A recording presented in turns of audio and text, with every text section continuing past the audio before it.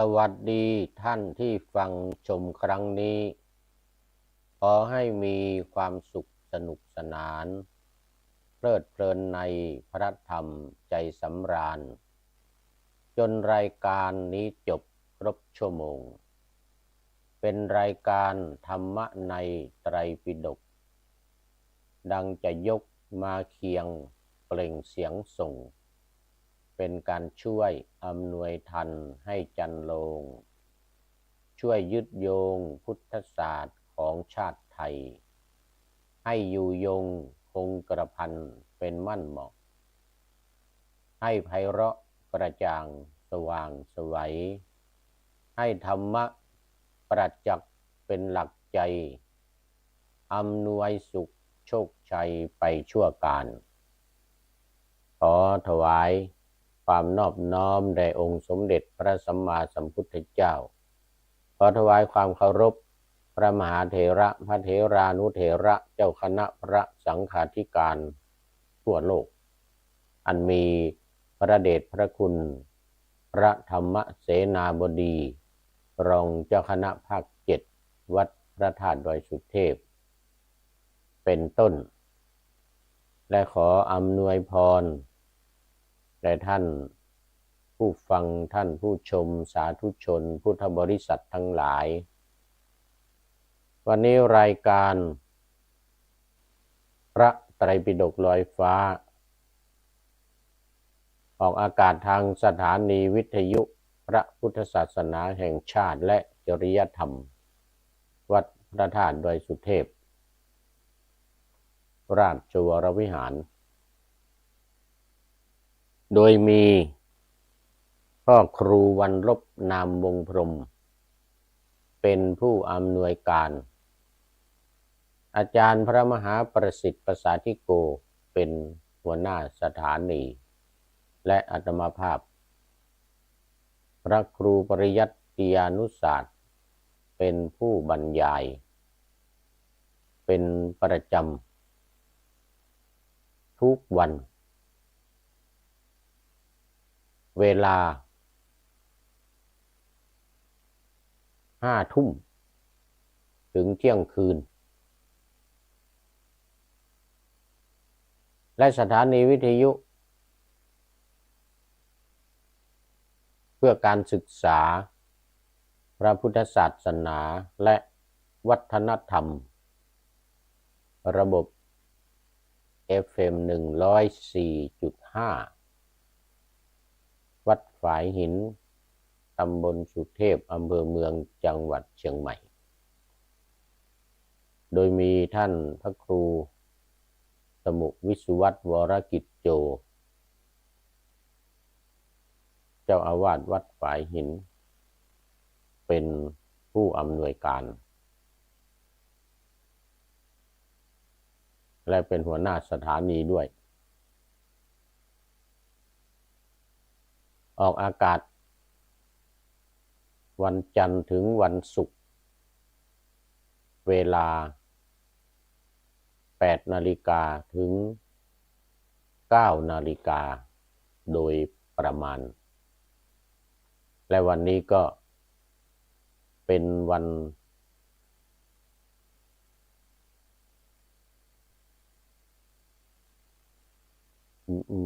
ศุกร์สุดสัปดาห์พอดีวันศุกร์ที่1 มีนาคมพุทธศักราช 2567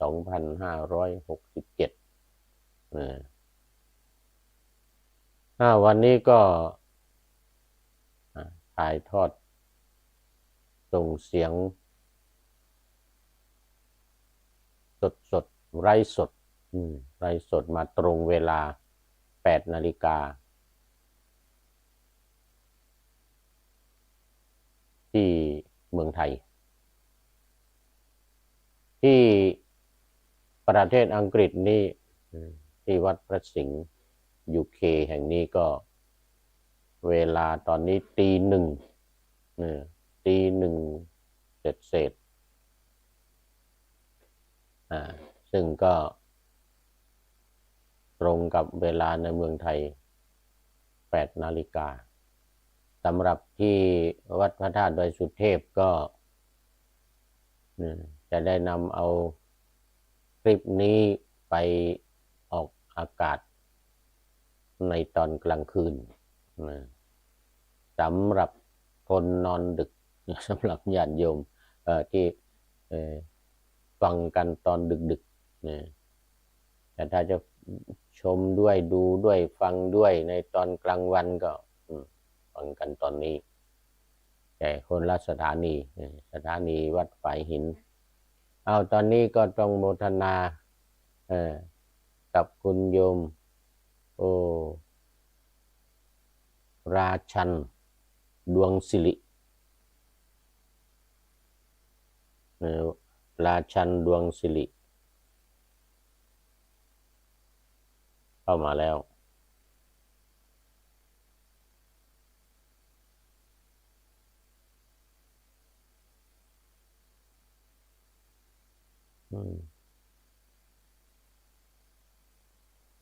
ราชันดวงสิริเป็นท่านแรกวันนี้แล้วก็ตามมาด้วยโบวี่โบสาธุเจ้าข้ามานะคุณโยมโบวี่โยมโบวี่โบแล้วก็สามเณรน้อยสังเหลือกราบสาธุวัดประแดงร้อนมากเอาวัดประแดงร้อนอีกแล้ว วัดประแดงร้อนมากเอายังไงนี่เขาหนาวกันที่นี่เขาหนาวกันนี่ ที่นี่เขาหนาวกันวัดป่าแดงเชียงใหม่ร้อนอีกแล้วแล้วก็ตามมาด้วย LP เดี๋ยวต้องขออภัยลิเวอร์พูลLP ลิเวอร์พูลมาแล้วอยู่ใกล้ๆวัดนี้เอง LP ลิเวอร์พูลบอกว่าสาธุครับหลวงพ่อครับที่เคยไปอังกฤษใช่ไหมครับใช่เคยไปอังกฤษน่าจะได้เจอกันปีที่แล้วใช่ไหมเจอกันปีที่แล้วปีนี้มาอีกแล้วปีนี้มาที่วัดพระสิงห์ลิเวอร์พูลตอนนี้ก็กำลังพักผ่อนนอนหนาวอยู่ที่วัดพระสิงห์นี่แหละนะเอาว่าสาธุครับนะหลวงพ่อครับที่เคยไปยังที่เคยไปอังกฤษใช่ไหมครับที่เคยไปขึ้นเรือกับผมใช่ไหมครับหลวงพ่อไปขึ้นเรือ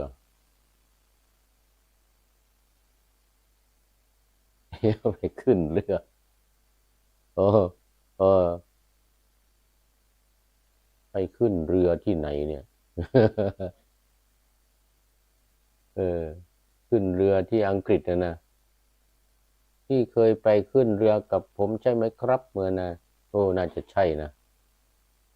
น่าจะใช่เคยไปอังกฤษหรืออาจจะนานแล้ว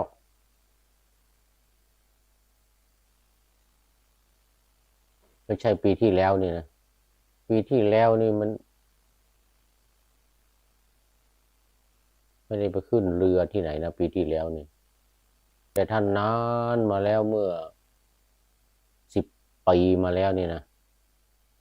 12 ปีใช่อยู่นะไปขึ้นเรือที่กลาสโกปีที่แล้วครับหลวงพ่อปีที่แล้วนี่เองมันชักจะลืมไปแล้วชักจะลืมไปแล้วปีที่แล้วนี่ก็มาไปขึ้นเรือจำไม่ได้แล้วไปขึ้นเรือที่ไหนเนี่ยเอาเป็นว่าไปขึ้นเรือก็แล้วกันเออเอออ๋อ น่าจะที่ลิเวอร์พูลหรือเปล่าเนี่ยน่าจะที่ลิเวอร์พูลเอออืมโอ้นู่นนู่นนู่น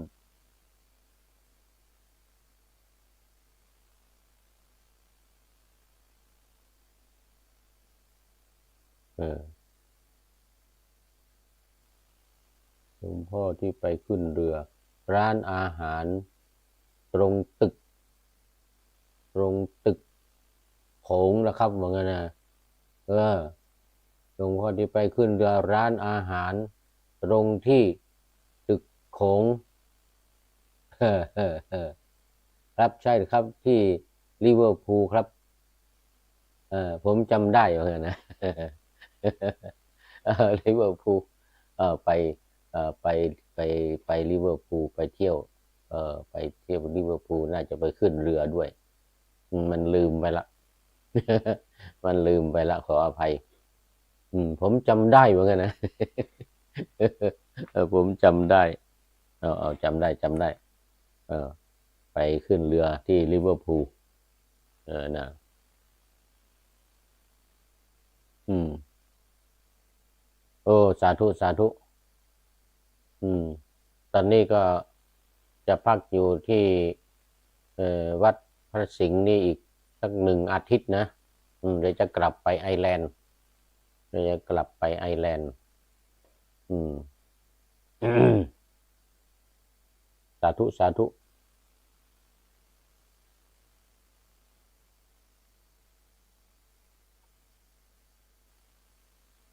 โอ้ที่ไปกับโยมกุ้งหรือเปล่าเนี่ยที่ไปกับโยมกุ้งใช่แล้วใช่แล้วเนี่ยน่าจะใช่แล้วเออไปกับโยมกุ้งอืมเอาละทีนี้ก็มาสู่เนื้อหาสาระอืมเนื้อหาสาระของพระไตรปิฎกอืมเดี๋ยวจะหมดเวลาเออตอนนี้หลวงพ่ออยู่ที่ไหนครับใช่ครับใช่ครับอ๋อไปกับโยมกุ้งตอนนี้ก็พักอยู่ที่วัดพระสิงห์ยูเคนี่แหละพักอยู่ที่วัดพระสิงห์ยูเคมาได้อาทิตย์กว่าแล้วก่อนวันมาฆบูชาอืมตอนนี้ยังตอนนี้ยังอยู่พักพาอาศัยอยู่กับท่านพระครูศรีสิงหกิจวิเทศเออท่านอ้ำเออท่านอ้ำที่ไปไปด้วยกันนะอืมไปเที่ยวไปลิเวอร์พูลทีนี้ก็ว่าจะไปดูมัมมี่นะเห็นท่านท่านกายเออชวนไปดูมัมมี่อยู่จะไปดูมัมมี่สักวัน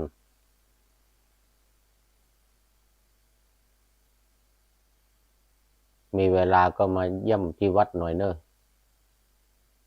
มาเยี่ยมที่วัดหน่อยครับเมื่อนะครับกิตติคุกิตติคุตโตภิกขุบุญหวานกราบสาธุครับเมื่อนะกิตติคุตโตภิกขุบุญหวานโอ้สาธุสาธุขอบคุณครับเออโอ้วันนี้เข้ามาวันนี้FCเข้ามากันเยอะเลยเนี่ยFCเข้ามากันเยอะแล้วต้องว่าพระไตรปิฎกกันหน่อยละอืมเมื่อวานนี้ก็มาถึงตอนที่ท่านพระอุเทนเออคุยกับโคตะมุขพราหมณ์โคตะมุขพราหมณ์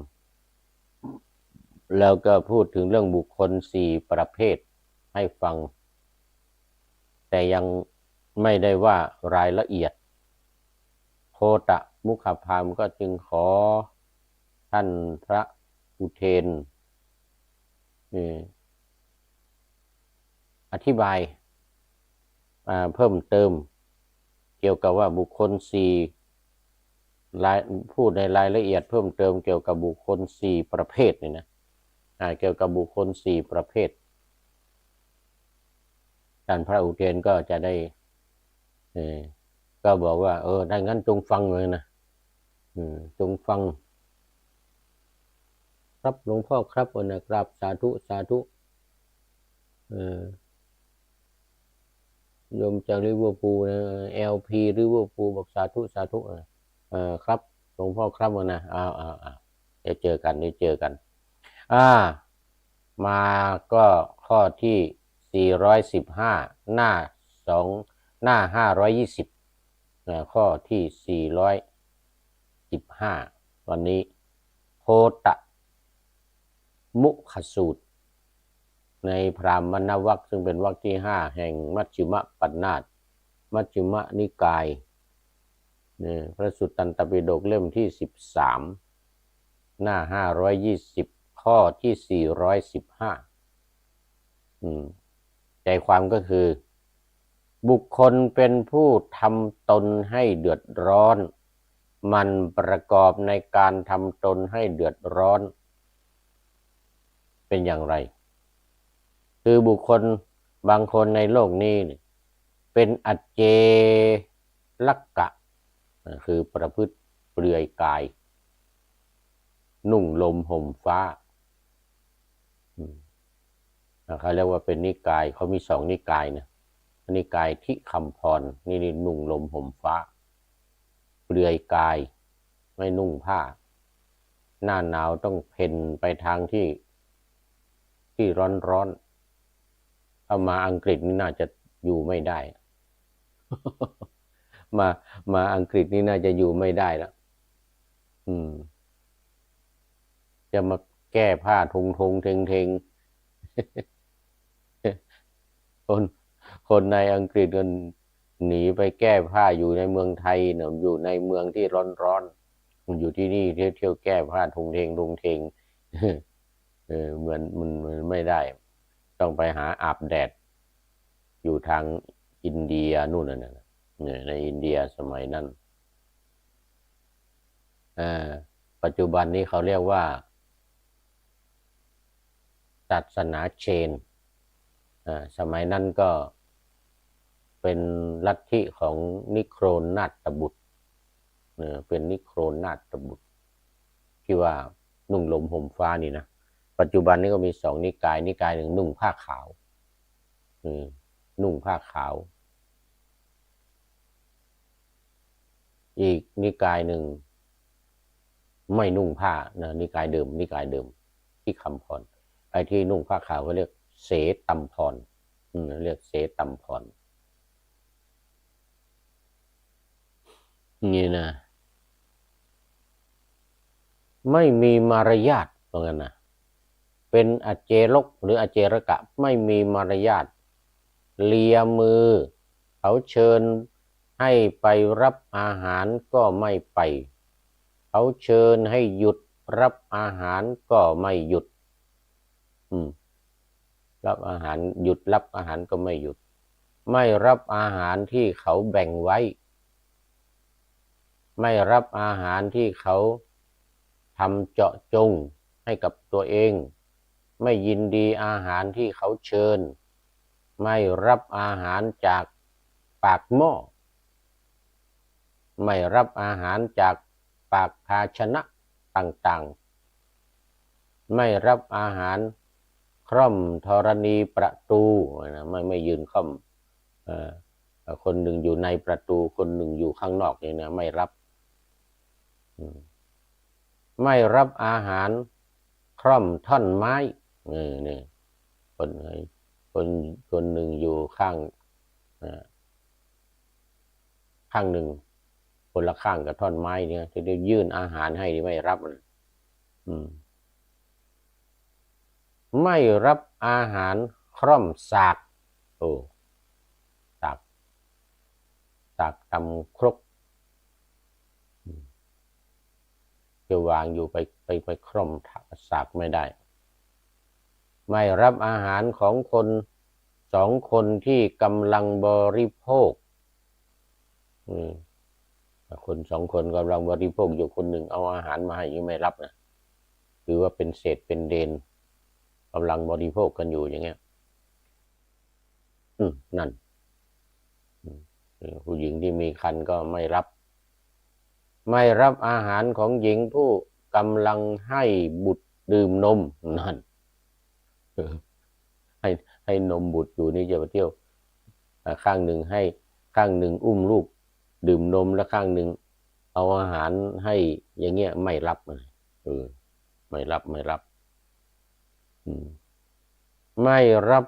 อาหารของหญิงที่คลอเคลียชายกำลังคลอเคลียกันอยู่กำลังกอดกันอยู่หรือแม้แต่ควงแขนกันไปอย่างนี้หรือแม้แต่เดินเคียงกันไปอย่างนี้ก็ไม่ได้นะเรียกว่าคลอเคลียกันไม่รับอาหารที่นัดแนะกันทำไว้ไม่รับอาหารในที่เลี้ยงสุนัขในที่เลี้ยงสุนัขก็ไม่รับอาหารในที่มีแมลงวันไต่ตอมเป็นกลุ่มเนี่ยมีแมลงวันก็ไม่เอาไม่กินปลาไม่กินเนื้อไม่ดื่มสุราไม่ดื่มเมรัยไม่ดื่มยาดอง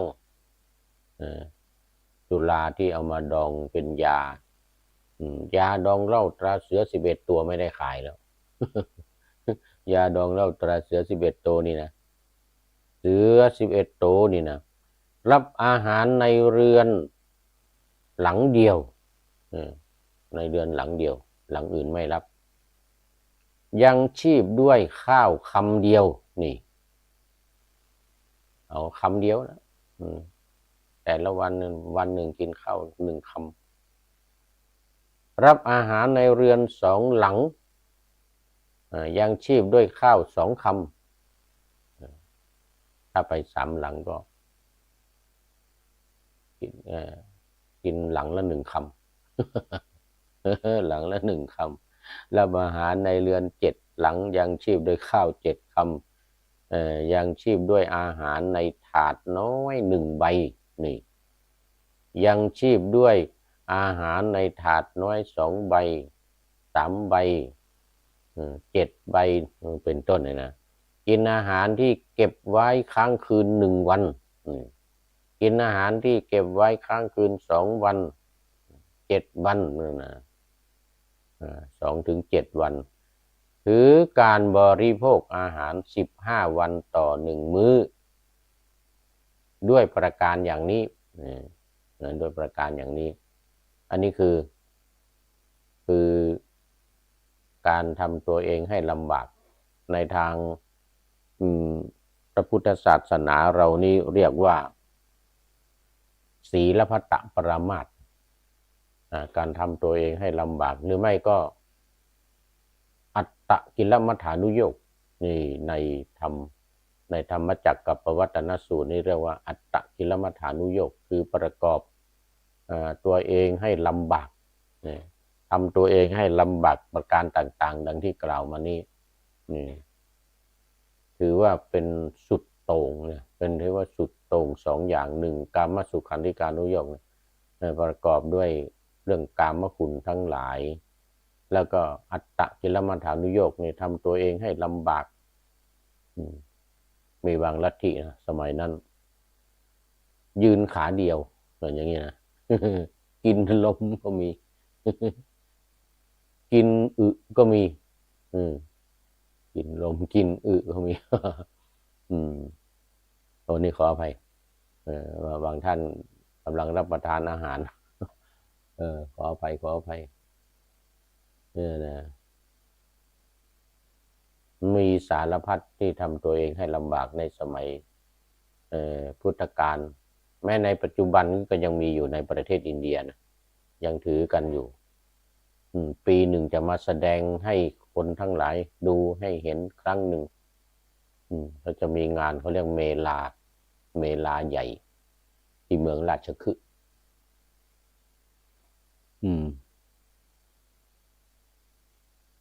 มาแสดงให้ดูว่าเนี่ยนอนบนหนามอย่างนี้เอาขี้เถ้าทาตัวอย่างนี้ฝังตัวเองลงไปในแผ่นดินครึ่งตัวเนี่ยเหลือแต่คอขึ้นมาอย่างเงี้ยเราตัวฝังอยู่ในดิน1 เดือนเวลามาแสดงเนี่ยเวลาแสดงนี่แสดง1 เดือนนะที่ประเทศอินเดียปัจจุบันนี้ก็ยังมีอยู่ปีหนึ่งจะมาแสดงกันครั้งหนึ่งเรียกว่าเมลาการแสดงความมหัศจรรย์ความเป็น Amazing ของฤาษีนักบวชทั้งหลาย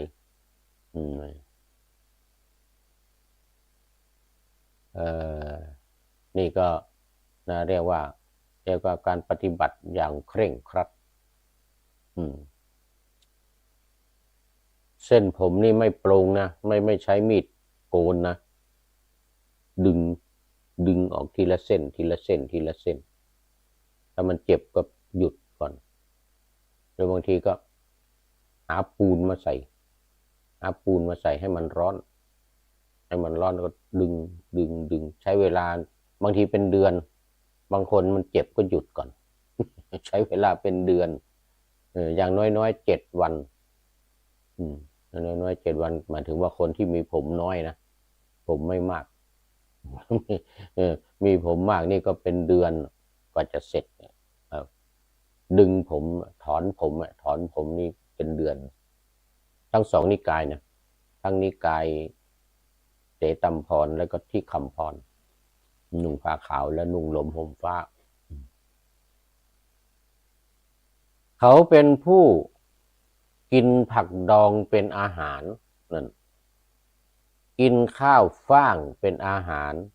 กินลูกเดือยเป็นอาหารกินกากข้าวเป็นอาหารกินสาหร่ายเป็นอาหารกินรำเป็นอาหารกินแกลบกินรำ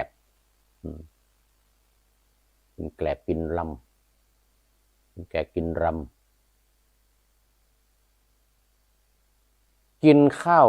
ตังเป็นอาหารข้าวที่มันติดก้นหม้อนะบางคนก็กินคือมันหลายคนทำไม่เหมือนกันแล้วแต่ว่าใครจะคิดขึ้นมาได้ยังไงจะกินอะไรยังไงก็กำหนดเอาเองกินกำยานเป็นอาหารกำยานคือควันไฟที่เกิดจากธูปเรียกว่ากำยานกินหญ้าเป็นอาหารกินหญ้าก็มีเหมือนกับโคกระบือเลยเหมือนโคกระบือกินหญ้ากินมูลโคเป็นอาหารกินขี้ควายอีกแล้วกินขี้ควาย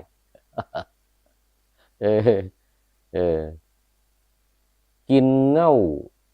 และผลไม้ป่าเป็นอาหารผลไม้ที่เป็นหัวอยู่ในดินนะเขาเรียกเง่านะ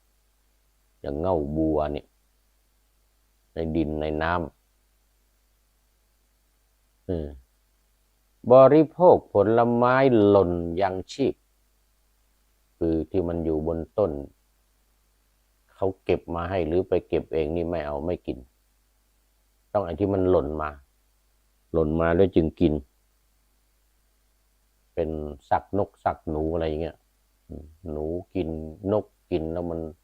ร่วงลงมาถือว่ากินได้หรือมันสุกง่ำร่วงลงมาเองกินได้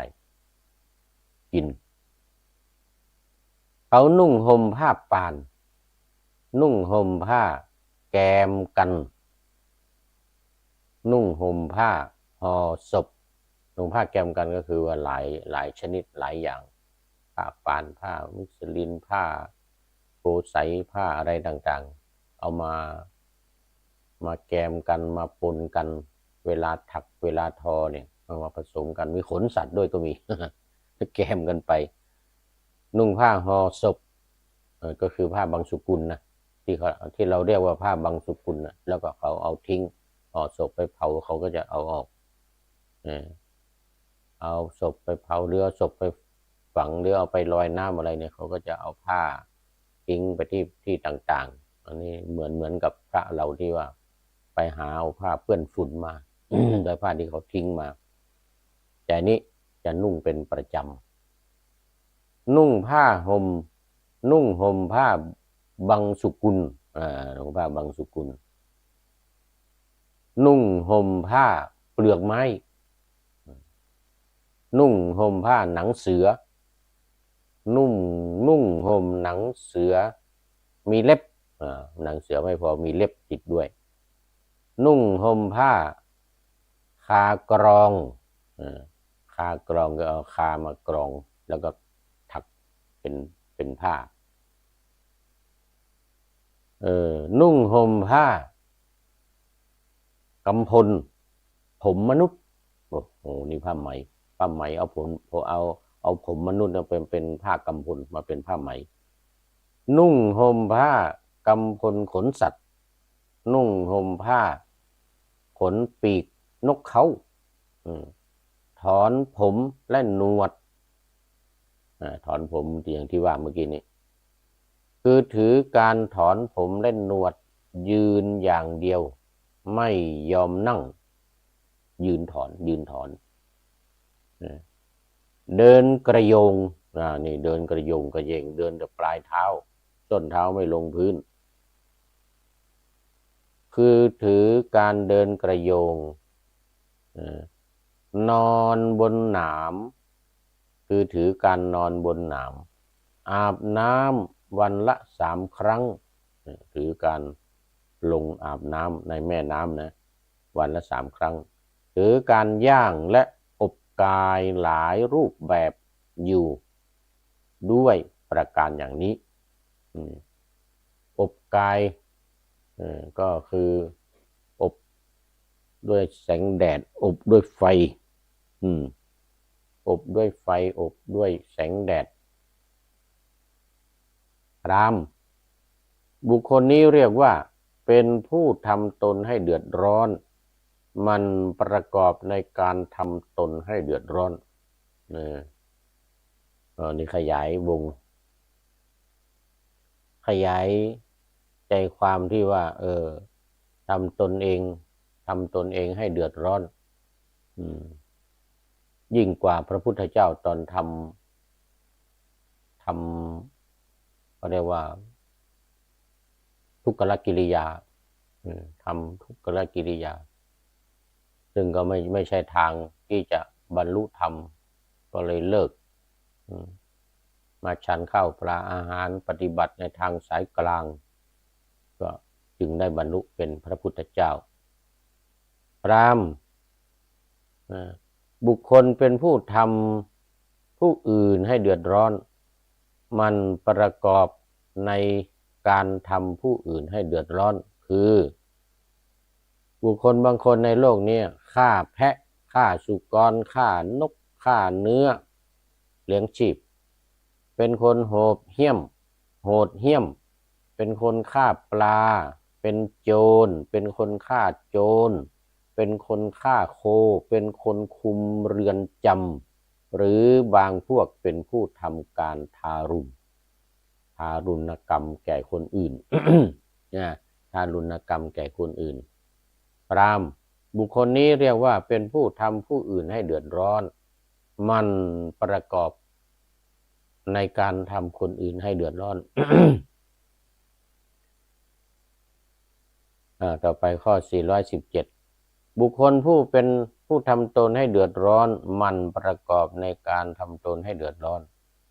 และทำผู้อื่นให้เดือดร้อนมันประกอบในการทำผู้อื่นให้เดือดร้อนคือบุคคลบางคนในโลกนี้เป็นพระราชามหากษัตริย์ผู้ได้รับมูลธาภิเษกผู้ได้รับมูลธาภิเษกคือได้รับการสถาปนาเป็นพระมหากษัตริย์แล้วก็ได้น้ำลดลงศีรษะเนี่ยเขาเรียกมูลธาภิเษก อืม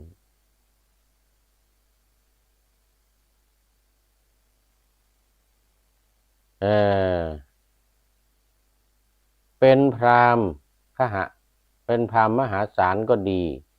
พระราชานั้นโปรดให้สร้างโรงบูชายัญหลังใหม่ทางด้านทิศตะวันออกแห่งพระนครโปรงพระเกศาและพระมัสสุตรงนุ่งห่มหนังเสือมีเล็บตรงทาพระวรกายด้วยเนยใสและน้ำมันตรงเกาพระปิดสดางด้วยเขามฤคะคือเขาเนื้อเขาสัตว์ทั้งหลายเข้าไป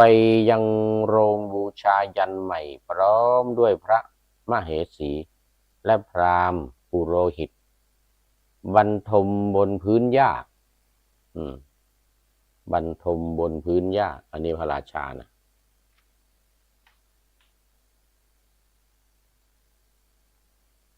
เขียวขจี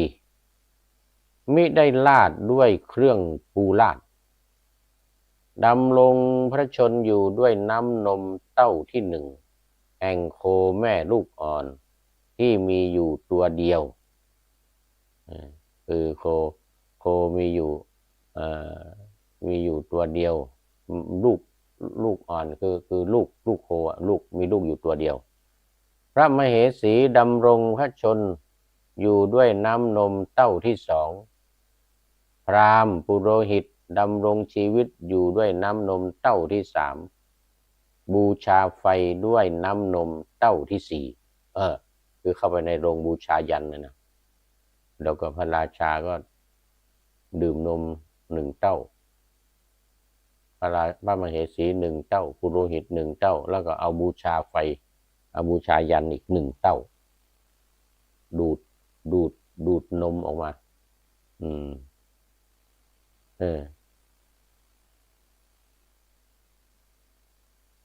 ลูกโคมีชีวิตอยู่ด้วยน้ำนมที่เหลือถ้าเหลือจากการกินของพระราชาของปุโรหิตพระมเหสีแล้วจะเหลือจากการบูชาแล้วลูกโคจึงได้กินถ้าไม่เหลือก็ไม่ได้กินนะพระราชารับสั่งอย่างนี้ว่าจงฆ่าโคตัวผู้ประมาณเท่านี้บูชายัญจงฆ่าลูกโคตัวผู้ประมาณเท่านี้บูชายัญจงฆ่าลูกโคตัวเมียประมาณเท่านี้บูชายัญจงฆ่าแพะประมาณเท่านี้บูชายัญจงฆ่าแกะประมาณเท่านี้บูชายัญจงฆ่าม้าประมาณเท่านี้บูชายัญจงตัดต้นไม้ประมาณเท่านี้เพื่อทำเสาบูชายัญจงฆ่าม้าประมาณเท่านี้บูชายัญจงเกี่ยวหญ้าประมาณเท่านี้เพื่อลาดพื้นเราชนผู้เป็นทาสก็ดีเป็นคนรับใช้ก็ดีเป็นคนงานก็ดีของพระราชานั้นถูกอาชญาคุกคามถูกภัยคุกคามมีน้ำตานองหน้าร้องไห้ไปทำงานไปอันนี้คือการทรมานคนอื่นทำคนอื่นให้เดือดร้อนแล้วทำให้ตัวเองให้เดือดร้อนด้วยพราหมณ์บุคคลนี้เรียกว่าเป็นผู้ทำตนให้เดือดร้อนและเป็นผู้ทำผู้อื่นให้เดือดร้อนอันนี้ก็ขยายความที่ว่าทำตนให้เดือดร้อนทำผู้อื่นให้เดือดร้อนแล้วก็ทำทั้งตัวเองทั้งผู้อื่นเนี่ยให้เดือดร้อนไปด้วยทีนี้ข้อต่อไปเป็นข้อที่418ในหน้าที่522เรื่องพระคุณพุทธคุณของพระพุทธเจ้าอันนี้เรื่องพุทธคุณของพระพุทธเจ้าพราหมณ์คือบุคคลประเภทที่สี่นะประเภทที่สี่ที่ว่าไม่ทำตัวเองให้เดือดร้อนไม่ทำตัวเองให้ไม่ทำคนอื่นให้เดือดร้อนก็คือบุคคลเป็นผู้ไม่ทำตนให้เดือดร้อนไม่ทำผู้อื่นให้เดือดร้อนเขาไม่ทำตนให้เดือดร้อนไม่ทำผู้อื่นให้เดือดร้อนเป็นผู้ไม่ดับ นะเป็นผู้ไม่หิวดับร้อนเย็นใจมีตนอันประเสริฐเสวยสุขอยู่ในปัจจุบันคือพระตถาคตคือพระพุทธเจ้าผู้อุบัติมาในโลกนี้เป็นพระอรหันต์ตรัสรู้ด้วยพระองค์เองเพียบพร้อมด้วยวิชชาและจรณะเหมือนในบทพุทธคุณนะเสด็จไปดีรู้แจ้งโลกเป็นสารถีฝึกผู้ที่ควรฝึกได้อย่างยอดเยี่ยมเป็นศาสดาของเทวดาและมนุษย์ทั้งหลายเป็นพระพุทธเจ้าเป็นพระผู้มีพระภาคพระองค์ทรงรู้แจ้งโลกนี้พร้อมทั้งเทวโลกมารโลกพรหมโลกและหมู่สัตว์ทั้งหลายสมณะพราหมณ์เทวดาและมนุษย์ด้วยพระองค์เองแล้วทรงประกาศให้ผู้อื่นรู้ตามทรงแสดงธรรมมีความงามในเบื้องต้นมีความงามในท่ามกลางและมีความงามในที่สุด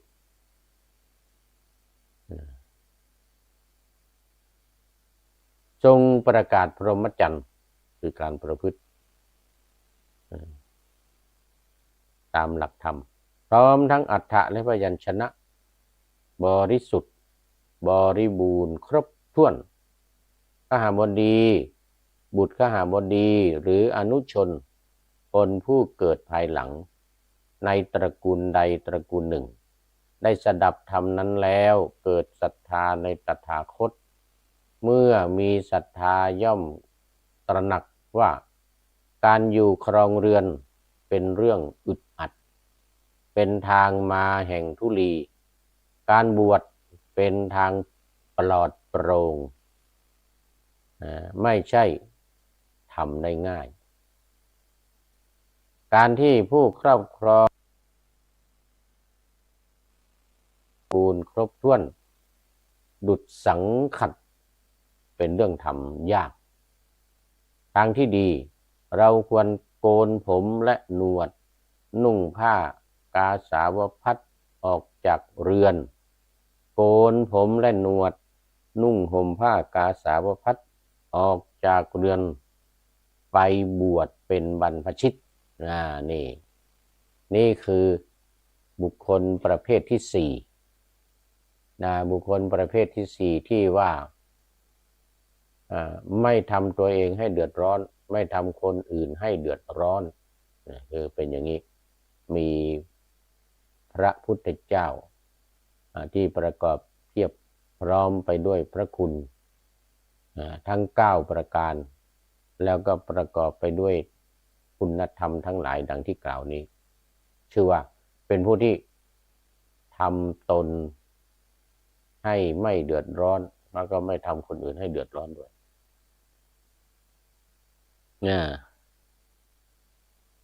สิกขาและสาชีพของภิกษุเขาเมื่อบวชแล้วอย่างนี้เป็นผู้ถึงพร้อมด้วยกิเลสด้วยสิกขาและสาชีพของภิกษุทั้งหลายคือเป็นไปด้วยการเลี้ยงชีพ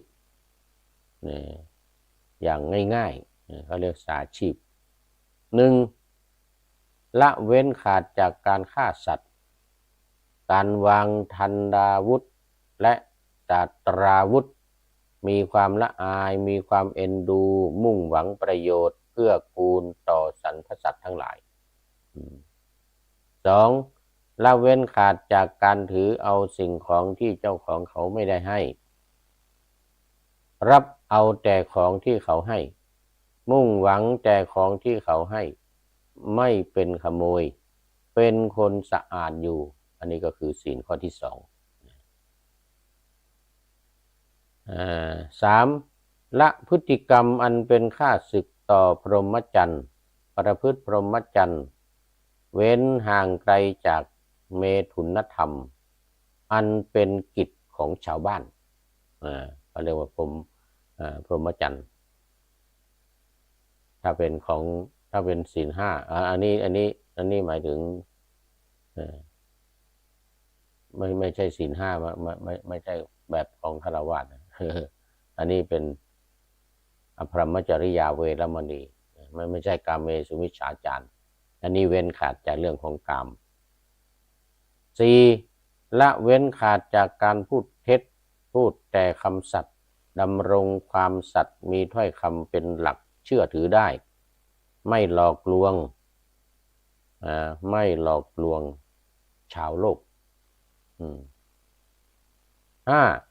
ละเว้นขาดจากการพูดส่อเสียด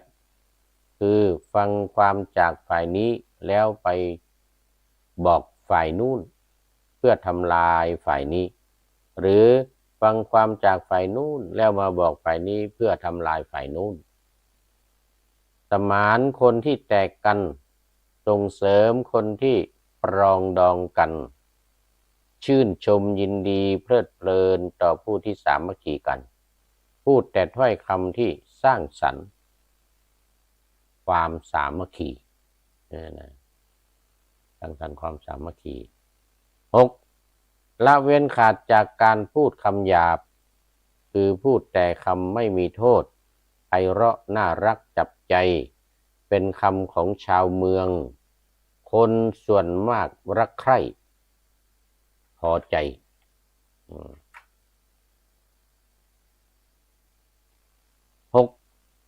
เจ็ดละเว้นขาดจากการพูดเพ้อเจ้อพูดถูกเวลาพูดคำจริงพูดอิงประโยชน์พูดอิงธรรมพูดอิงวินัยพูดคำที่มีหลักฐานมีที่อ้างอิงมีที่กำหนดประกอบด้วยประโยชน์เหมาะแก่การเวลา8เว้นขาดจากการพรากพืชคามและภูตคามพืชคามภูตคามก็คือไม้ดอกไม้ผลพืชทั้งหลายที่มีสีเขียวที่มันยังมีชีวิตนะ9ฉันมื้อเดียวไม่ฉันตอนกลางคืนเว้นขาดจากการฉันในเวลาวิกาลคือทั้งวิกาลกลางวันวิกาลกลางคืนวิกาลกลางวันเว้นหลังจากเที่ยงไปวิกาลกลางคืนก็หลังจากพระอาทิตย์ตกดินเว้นเขาว่าวิกาลนี้ต้องถือให้ละเอียดอย่างถ้าเป็นศาสนาอื่นอย่างศาสนาเชนวิกาลของเขาจะเอาตั้งแต่พระอาทิตย์ตกดินไปจนถึงรุ่งเช้าพระอาทิตย์ขึ้นแต่วิกาลในพระพุทธศาสนาของเราถือตั้งแต่หลังเที่ยงไปจนถึง6 โมงเช้า10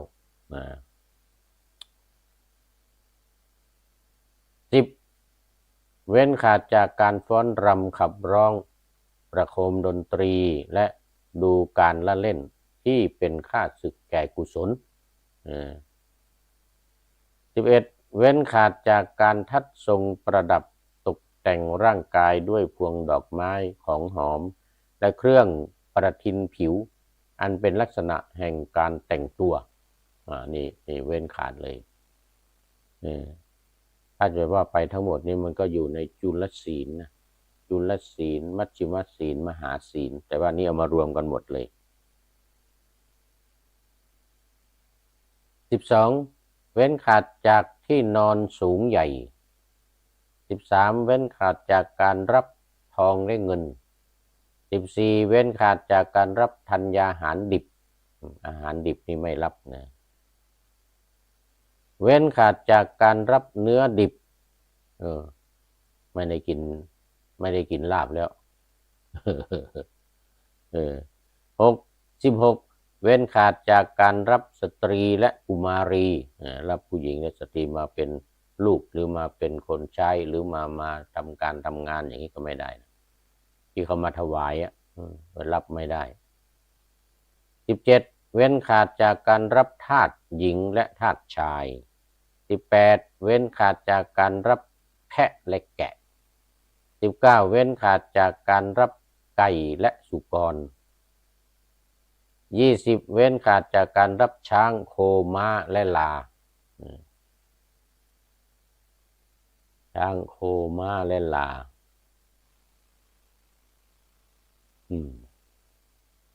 21เว้นขาดจากการรับเลือกนาไร่สวนและที่ดินต่างๆ22เว้นขาดจากการทำหน้าที่เป็นตัวแทนและผู้สื่อสารโดยเฉพาะหมายถึงจะเป็นตัวแทนเป็นผู้สื่อสารให้ผู้หญิงผู้ชายแต่งงานกันหรือบางทีสามีภรรยาที่เขาทะเลาะกันหรือแตกแยกกันเอาไปเที่ยวสื่อสารให้กลับมาคืนดีกันอันนี้ไม่ได้23เว้นขาดจากการซื้อขายไม่ซื้อไม่ขายอะไรเลย24เว้นขาดจากการโกงด้วยตาช่างด้วยการปลอมของปลอมด้วยของปลอมและด้วยเครื่องตวงวัดต่างๆอย่างเครื่องชั่งน้ำหนักหรือไอ้ตาช่างที่มันใส่สองข้างข้างหนึ่งสั้นข้างหนึ่งยาวโกงน้ำหนักโกงน้ำหนัก25เว้นขาดจากการรับสินบนกินสินบาทขาดสินบนการล่อลวงและการตลบตะแลงจะกินข้างโน้นมากินข้างนี้กินสองฝ่ายอย่างนี้ไม่ได้26เว้นขาดจากการตัดอวัยวะการฆ่าการจองจำการตีชิงวิ่งราวการปล้นและการขู่กันโชคเป็นตัดอวัยวะของตัวเองก็ไม่ได้นะเป็นเขาเรียกว่าเป็นขันทีสมัยขุนนางจีนเขามีอย่างนั้นเรียกว่าตัดอวัยวะเพศ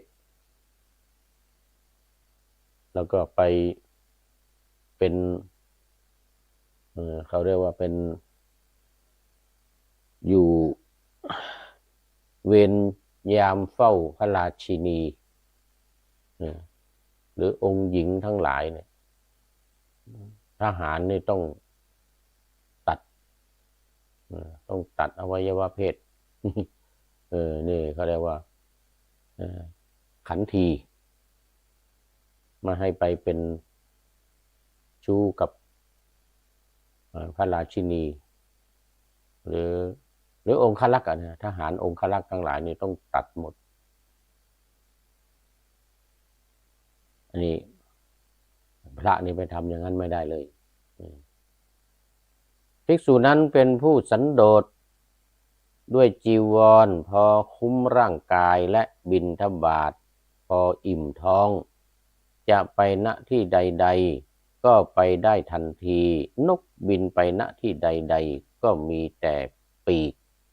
เป็นภาระแม้ฉันใดภิกษุก็ฉันนั้นเหมือนกัน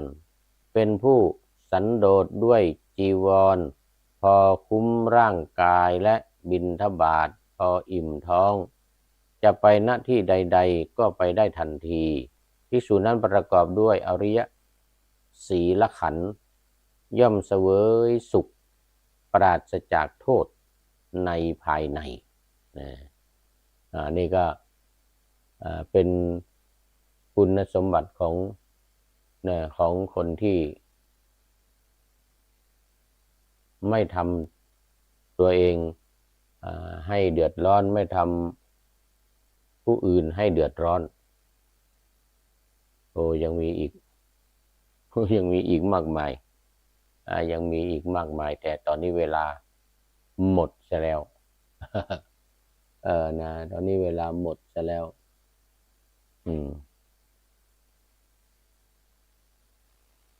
เอาละFCทั้งหลายก็ไม่ได้มีใครเพิ่มเติมเข้ามานะอันนี้ก็จะต้องได้อำลาเอาไว้แค่นี้ก่อนพูดถึงศีลนี่ก็อยู่ในจุลศีลมัชฌิมศีลมหาศีลในเวลาแยกนี่นะตัวนี้เรียกว่าสิกขาและสาชีพของภิกษุ การอยู่การกินการอะไรต่างๆไม่เดือดร้อนจนเกินไปนะไม่เหมือนกับพวกอาเจลกนี่พวกอาเจลกที่ทำความลำบากให้กับตัวเองโดยประการต่างๆอันนี้ก็ไม่ได้ทำความลำบากให้กับตัวเองแล้วก็ไม่ได้ทำความลำบากให้แก่คนอื่นจนเกินไปบางอย่างก็อาจจะลำบากอยู่บ้างแต่ก็ไม่มากไม่มากนักเอาละทีนี้ก็เป็นเวลาพอสมควรเอาไว้วันต่อไปเราก็จะได้มาคุยกันอีกเอาที่เหลือในโคตมุขสูตรเนี่ยโคตมุขสูตรนี่ที่เหลืออีกคงจะอีกสัก1 วันนะ อันนี้ก็โมทนากับทุกท่านที่เข้ามาคอมเมนต์ในรายการเข้ามาชมช่วยกันกดไลค์กดแชร์อนุโมทนาสาธุ อันเวลานาทีมีน้อยนักรายการจักต้องพรากลาพาล่องหนนำพระไตรปิฎกจากทุกภาคชนแต่จะวนให้ชมฟังครั้งต่อไปรายการนี้มีทุกวันณท่านหนาเชิญเข้ามาฟังเถิดทำเลิศหลาย8 โมงตรง5 ทุ่มตรงส่งเสียงดังฟังสบายฟังบรรยายไตรปิฎกสาธกธรรมขอทุกท่านสุขีคืนนี้นะขอทุกท่านหลับฝันดีคืนนี้นะพรุ่งนี้จะมาบรรยายให้ดื่มด่ำพร้อมกาบกลอนคำฉันประพันธ์พร่ำเป็นถ้อยคำธรรมบันเทิงรื่นเริงใจขอเจริญพร